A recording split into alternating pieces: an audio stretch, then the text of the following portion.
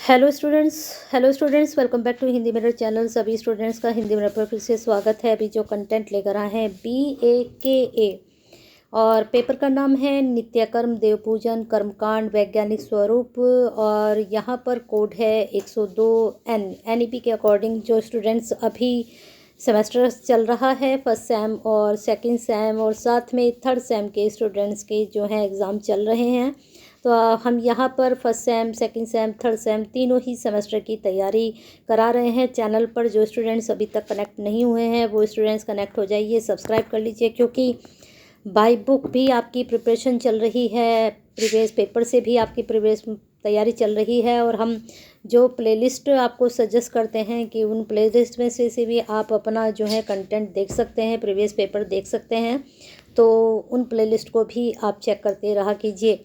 यहाँ पर बता दें कि जो पेपर जून में भी लास्ट टाइम हुआ था उसको हम लेकर आए हैं BAKN 102। अगर आपका कोड है तो ये कहीं ना कहीं क्वेश्चंस आपके लिए और वीडियो बेनिफिशियल रहेगी।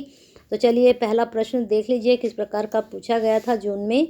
गणपति गौरी एवं षोडश मात्र का पूजन का साविधि लेखन कीजिए। तो यहाँ पर गणपति गौरी और षोडश मात्र का पूजन पूछा गया है, तो जितने भी पूजन आपके सिलेबस में उनको आप पढ़ लीजिएगा। कोई भी पूजन आपसे पूछा जा सकता है। संतान गोपाल मंत्र का वर्णन कीजिए। श्री लक्ष्मी जी की आरती एवं स्तुति का प्रतिपादन कीजिए।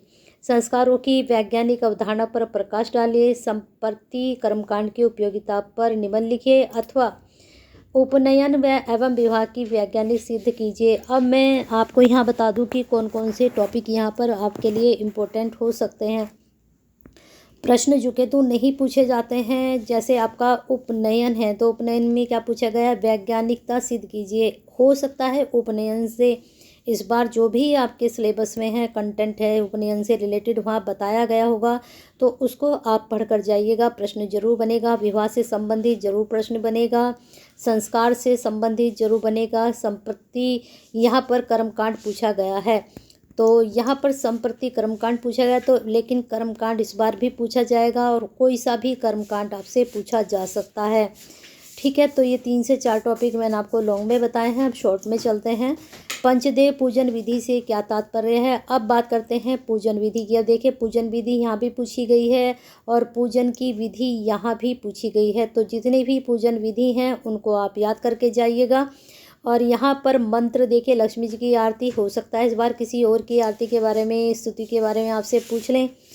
चलिए आगे चलते हैं। महामृत्युंजय जप विधि का लेख लिखिए, तो ये विधि यहाँ भी पूछ ली गई है। श्री निर्वाण मंत्र से आप क्या समझते हैं। दुर्गा जी की स्तुति का संक्षिप्त वर्णन करें। तो इस बार आपसे लक्ष्मी जी और दुर्गा जी की स्तुति पूछ ली गई।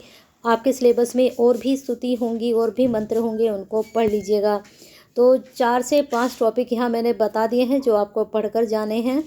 अब आगे देख लेते हैं। प्रश्न व्रतों पर्वों की वैज्ञानिकता, बहुत अच्छा प्रश्न है ये। पूजन का क्या महत्व है, क्रम विधि लिखिए। श्री भगवत गीता के 15वें अध्याय के 5 श्लोकों का अर्थ सहित लिखिए।